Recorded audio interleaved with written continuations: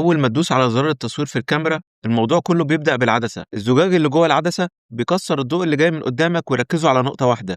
بعد كده في الأربتشر أو فتحة العدسة، مجموعة شفرات بتقدر تتفتح أو تتقفل، هي اللي بتتحكم في ضوء الصورة وعمق المجال. يعني قد إيه الحاجة في الصورة تبان حادة.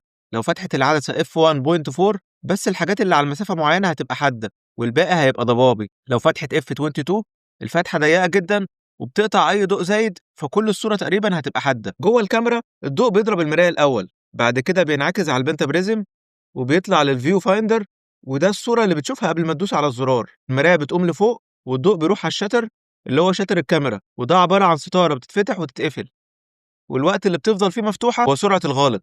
وفي الآخر الضوء يوصل للسنسور، مليونات البكسلات كل واحدة فيها مايكرو لينز، فلتر ألوان، وفوتو دايود بتحول الضوء لشحنة كهربائية، والكاميرا بعد كده تقرأ الشحنة دي وتعالجها، وده اللي بيطلع الصورة اللي انت أخدتها. هل كنت تعرف كل الأشياء المعقدة دي في كاميرا التصوير بتاعتك وانت بتاخد صورة؟ وأخيرا لو عجبك الفيديو اضغط لايك وشير وتابعني وانتظر مزيد. شكرا.